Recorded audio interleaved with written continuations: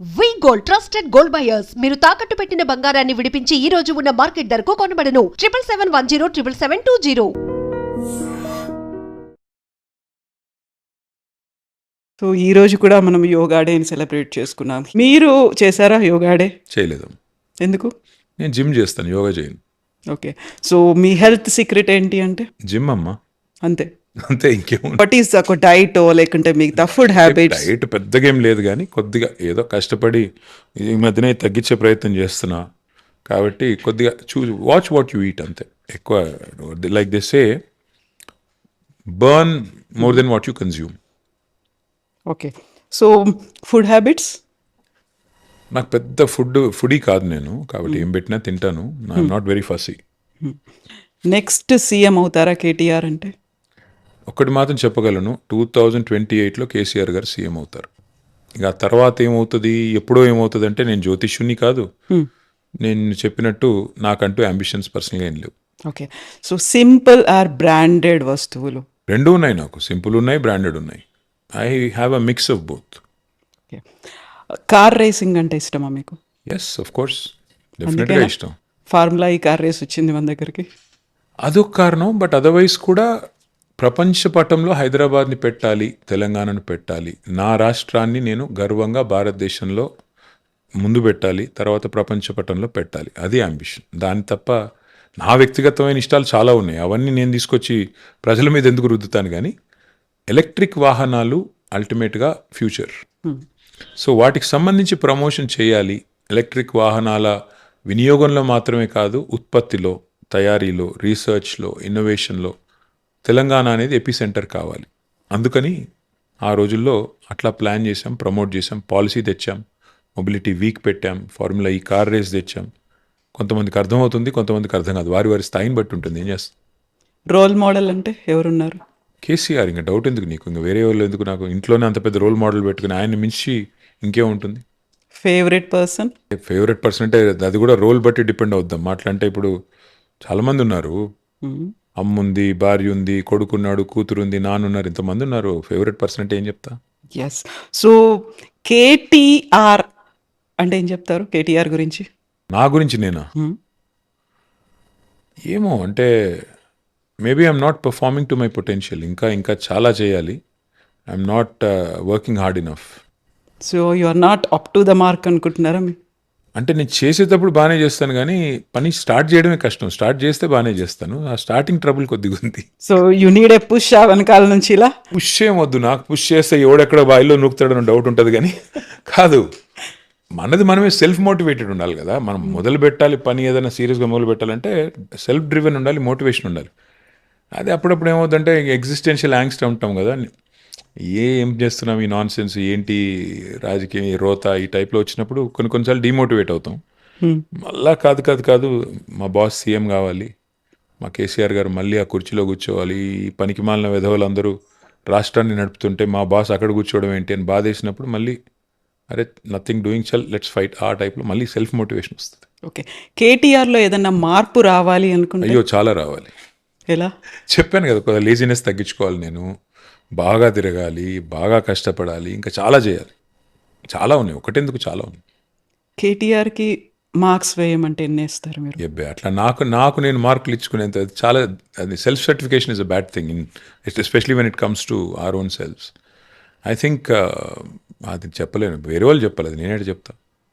So కేసీఆర్లో ఒకవేళ ఏదైనా మార్పు రావాలి అంటే? కేసీఆర్ గారిలోనా?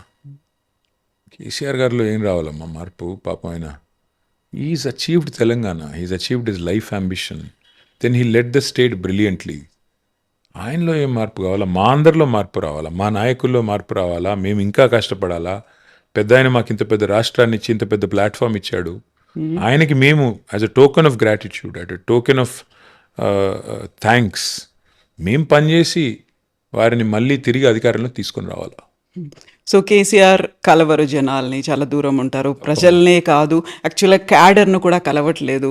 ఇవన్నీ నేను 45 ఏళ్ళ నుంచి వింటున్నా, ఎంత నాన్ సెన్స్. కేసీఆర్ గారు కలుస్తానే ఉన్నారు, వివిధ పథకాల రూపంలో ప్రజల్ని ఎవ్రీడే ప్రజల కళ్ళల్లో మెదులుతూనే ఉన్నారు.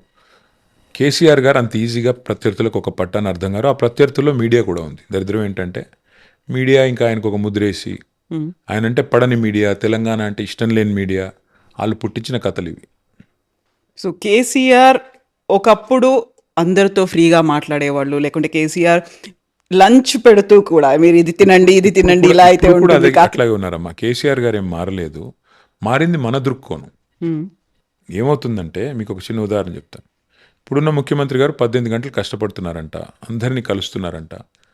మరి ఎందుకు అందరూ బూతులు తిడుతున్నారు ఆయన్ని? అందరినీ కలుస్తున్నారు, మరి ప్రజలు ఎందుకు అంత అసంతృప్తిగా ఉన్నారు? నేనేమంటానంటే ఒక నాయకుడికి షో ఆఫ్ పిఆర్ ఒకటే కాదమ్మా, యాక్చువల్గా హార్ట్ ఉండాలి, హృదయంలో ప్రజల పట్ల ప్రేమ ఉండాలి. అది లేనంత కాలం మిమ్మల్ని కొన్ని రోజులు ఈ మీడియా మేనేజ్మెంట్ విద్యలు, ఈ పబ్లిక్ రిలేషన్స్, ఇవి కొన్ని రోజులు డ్రామా నడుస్తుంది, ఎక్కువ రోజులు నడవదు. సో కేసీఆర్ గారు హృదయాంతరాల్లోంచి తెలంగాణను ప్రేమించారు. తెలంగాణను ప్రేమించడమే కాదు, శ్వాసించారు, స్వప్నించారు, సాధించారు.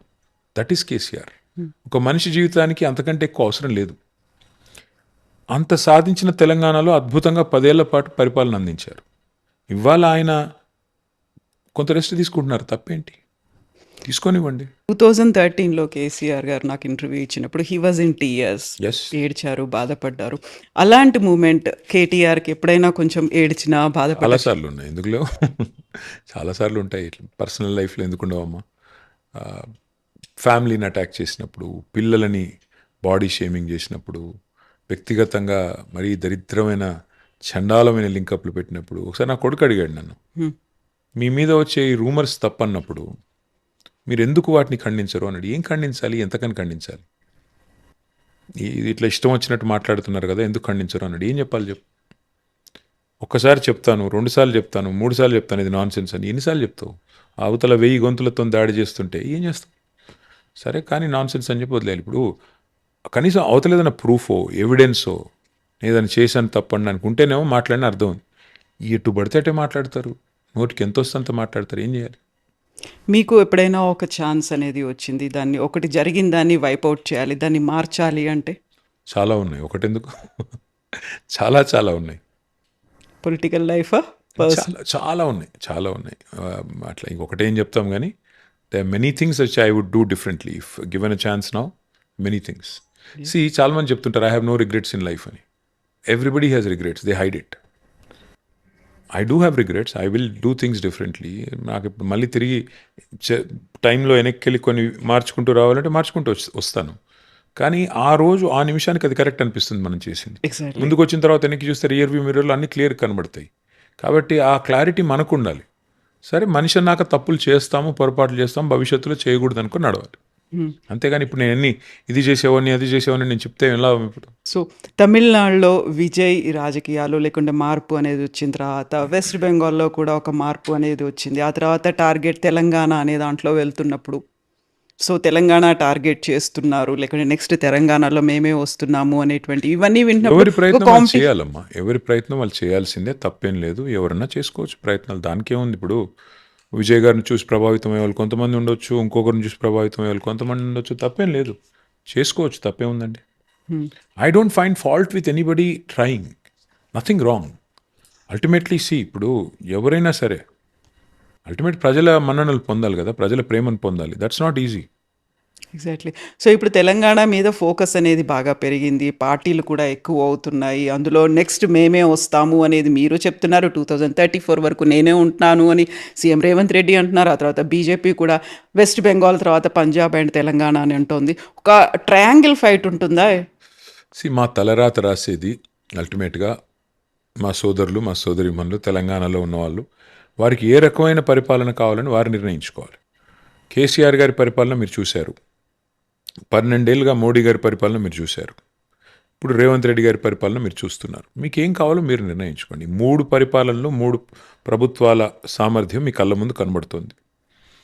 అల్టిమేట్గా ప్రజలు న్యాయ నిర్ణేతలు. నేనేం చెప్తాను అంతకంటే? వాళ్ళు మా తలరాత రాస్తారు, మమ్మల్ని పని చేయమంటే పని చేస్తాం, లేదు పక్కకుండానంటే పక్కకుంటాం. మాకు వాళ్ళు ఏం చెప్తే అది అల్టిమేట్గా అదే శిరోధార్యం. సో, ఈ ఇయర్ మీరు కంప్లీట్ చేసుకున్నారు. ఒక 20 years, 2 decades in public life, ఒక పొలిటికల్ జర్నీ అనేది. సో, ఈ ఒక్కసారి మళ్ళీ వెనక్కి తిరిగి చూసుకుంటే మీరు అక్కడి నుంచి వచ్చేసారు. 2 మంత్స్ లీవ్ కావాలనుకున్నారు. అప్పుడు కుదరదని చెప్పారు. ఈ 20 ఇయర్స్ జర్నీ ఎట్లా అనిపించింది అసలు?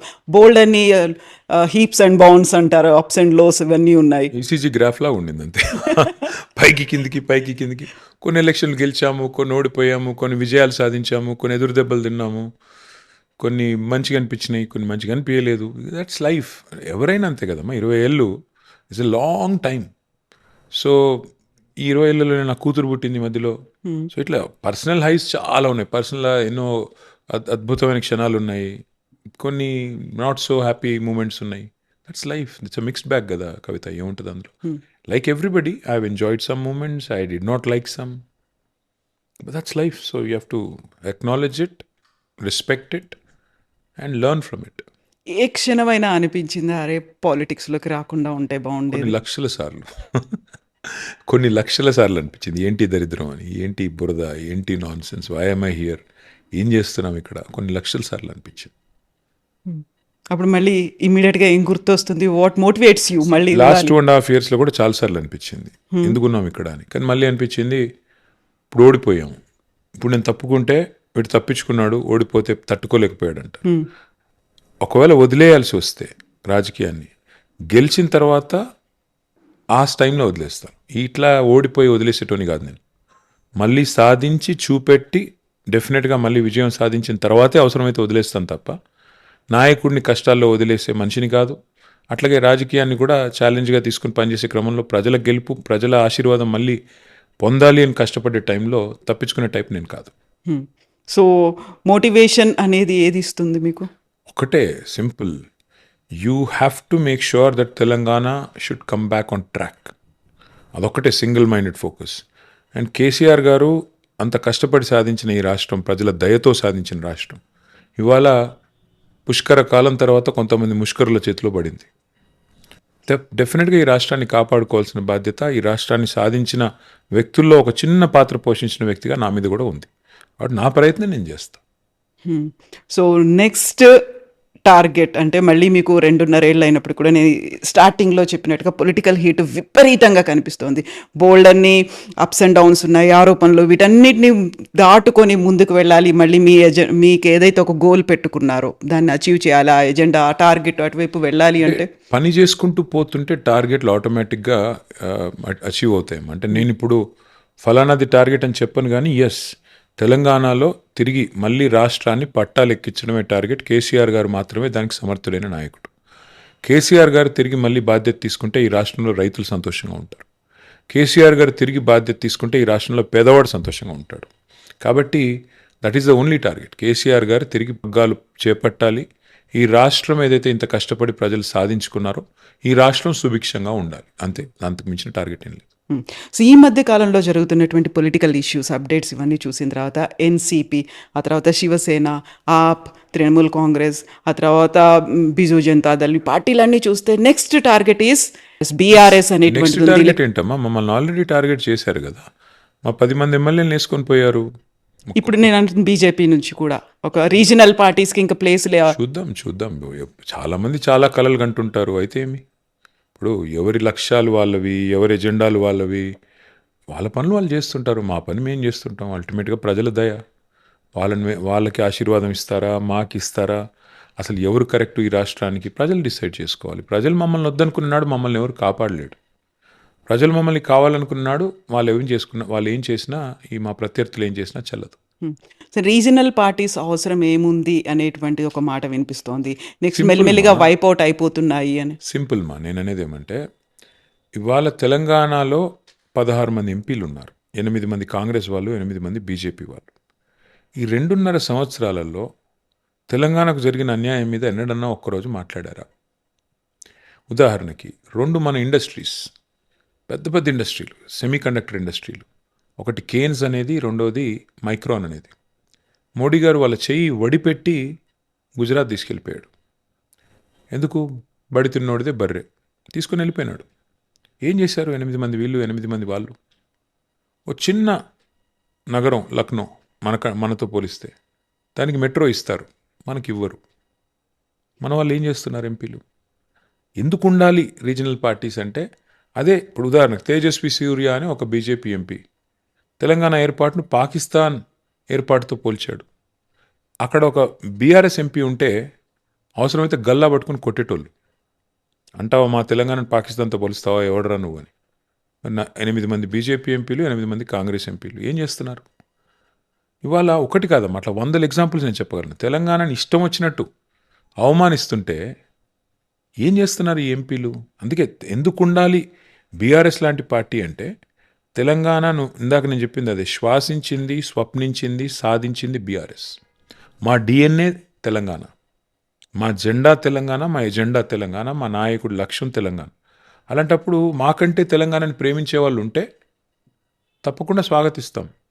కానీ ఆ తెలంగాణను మేము ఇంతగా ప్రేమించి ఇంత సాధించిన తెలంగాణని ఇవాళ అవమానిస్తుంటే, అన్యాయం చేస్తుంటే, వివక్ష చేస్తుంటే డెఫినెట్గా బీఆర్ఎస్ లేకపోతే తెలంగాణ లేదు కదమ్మా. ఇప్పుడు కేసీఆర్ గారు లేకపోతే తెలంగాణ ఎక్కడదమ్మా? కేసీఆర్ అనే 3 అక్షరాలు లేకపోతే ఇవాళ తెలంగాణ లేదు. అది వాస్తవం. ఎవరికి ఇష్టం ఉన్నా లేకపోయినా అది వాస్తవం. కాబట్టి కేసీఆర్ బీఆర్ఎస్ వేరు కాదు, తెలంగాణ వేరు కానే కాదు. They are synonymous. అట్లాంటప్పుడు తెలంగాణలో బీఆర్ఎస్ లేని పరిస్థితి, తెలంగాణలో కేసీఆర్ లేని పరిస్థితి ఎట్లా ఉంటుంది? రీజనల్ పార్టీస్ లేని పరిస్థితి ఏముంటుంది? ఇంకోటి జాతీయ పార్టీలు. ఎక్కడ జాతీయ పార్టీలు? ఏం చేశాయి జాతీయ పార్టీలు 2 తెలంగాణకి? మీరు చెప్పండి నాకు. 10 ఏళ్లలో వాళ్ళు చేసింది ఏంటి? ఈ 2.5 ఏళ్ళుగా వీళ్ళు చేసింది ఏంటి? 12.5 ఏళ్లలో బీజేపీ గవర్నమెంట్ తెలంగాణకు చేసింది ఏంటి? ఒక పని చెప్పండి, ఫలానా పని చేశారని. ఎందుకు ఉండాలి మరి ఆ జాతీయ పార్టీలు తెలంగాణలో? ఆ జెండాలు ఎందుకు ఉండాలి అసలు ఇక్కడ?